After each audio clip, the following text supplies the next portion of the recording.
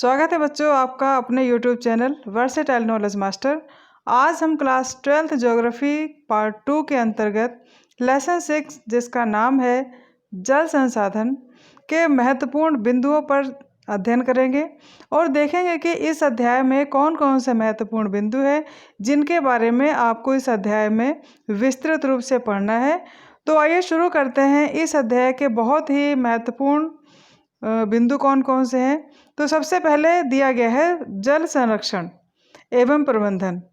जल संरक्षण हम किस प्रकार से कर सकते हैं, उनका प्रबंधन किस प्रकार से कर सकते हैं। तो हम पहला है इसमें जल प्रदूषण से बचाव, वर्षा जल संग्रहण, जल संभर, जल पुनश्चक्रण और वैधानिक व्यवस्थाएं। वर्षा जल संग्रहण वो कितने प्रकार से किया जा सकता है? सर्विस कूप के द्वारा, पुनर्भरण कूप के द्वारा, झीलों द्वारा और जल संभर प्रबंधन द्वारा। अब इन पर विस्तृत चर्चा आपका अध्याय में किया जाएगा, लेकिन यहाँ पर आपको सिर्फ महत्वपूर्ण बिंदुओं को ही दिखाया जा रहा है। अब ये देखिए, इसमें जो पहला डायग्राम दिखाया गया है, पृथ्वी पर जल का वितरण। पृथ्वी पर जल का वितरण जो है, इसमें 97% तो लवणीय जल यानी खारा जल है और मात्र 3.1% जल अलवणीय यानी जो कि शुद्ध जल है, पेयजल है। डायग्राम नंबर 2 में दिखाया गया है भारत में विश्व की जनसंख्या का प्रतिशत क्या है। विश्व की जनसंख्या में भारत का प्रतिशत है 17%। अगले डायग्राम में भारत में जल की मात्रा का प्रतिशत है 4%। भारत में जल की मात्रा का 4% है। अब महत्वपूर्ण बिंदु कौन कौन से हैं इस अध्याय में, आइए देखते हैं। पहला दिया गया है भारत में विश्व के कुल क्षेत्रफल का लगभग 2.45%, जनसंख्या का लगभग 16% तथा जल संसाधनों का 4% पाया जाता है। हमारे देश में वर्षण से प्राप्त एक वर्ष में कुल जल की मात्रा लगभग 4 घन किलोमीटर है। नेक्स्ट है धरातलीय जल और पुनः पूर्ति योग्य भौम जल में 1869 घन किलोमीटर जल उपलब्ध है। इसमें केवल 60% जल का लाभदायक उपयोग किया जा सकता है।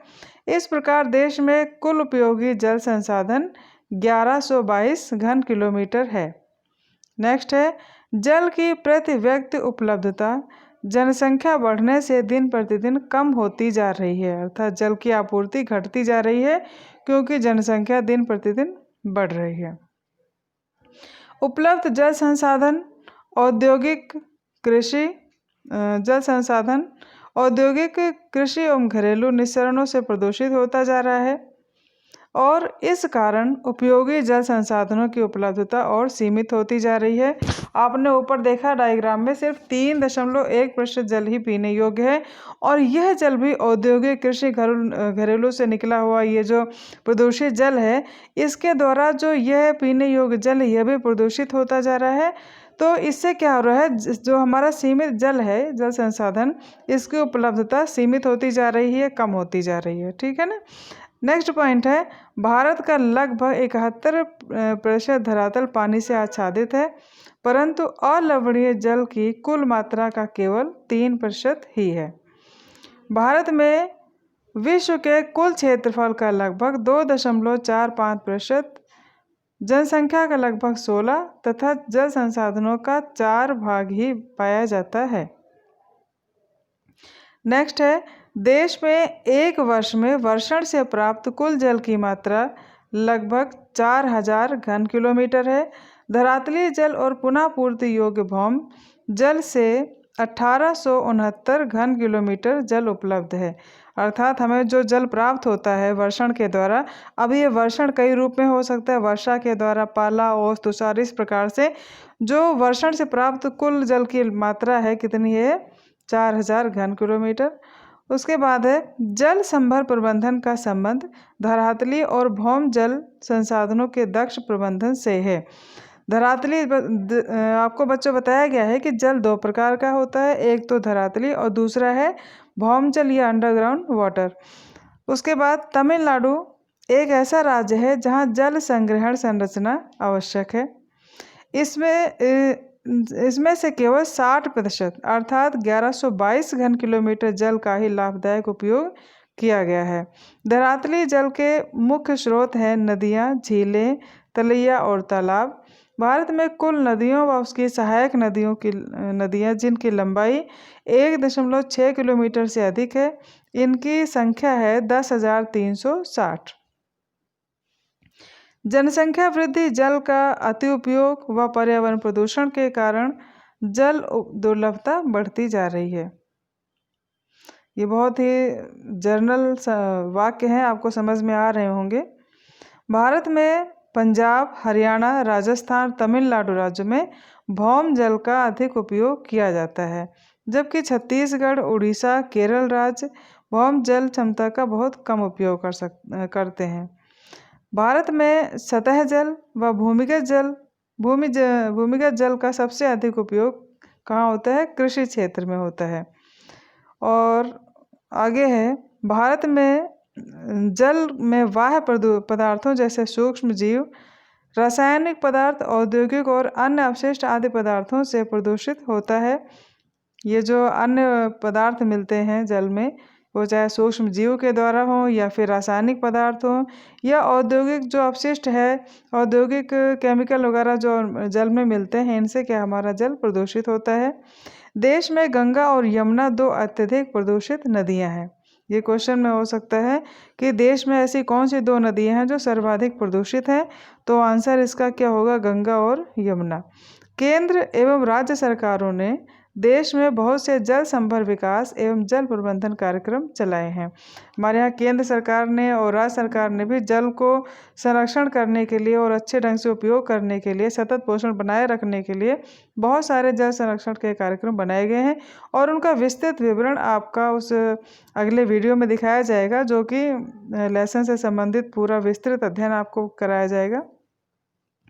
उसके बाद बच्चों, ये जो जल संसाधन है, इससे हमें ज्ञान तो प्राप्त होता ही है, साथ ही कुछ हमारे अंदर मानवीय मूल्यों का भी विकास होता है। जैसे जल के लिए जागरूकता। हमें पता है, हमें ज्ञात है कि जल संसाधन हमारा सीमित जल संसाधन है। तो अगर हम इस अध्याय को अच्छे से पढ़ते हैं तो कौन सा मानवीय मूल्य विकसित होता है? जल के लिए जागरूकता या अवेयरनेस होना, कि हम इसका अच्छे से उपयोग करें, उतना ही उपयोग करें जितना कि ज़रूरी है, इसको वेस्ट ना करें। नेक्स्ट है सामाजिक दायित्व व जनता की भागीदारी। वैज्ञानिक दृष्टिकोण विकसित होता है हमारा।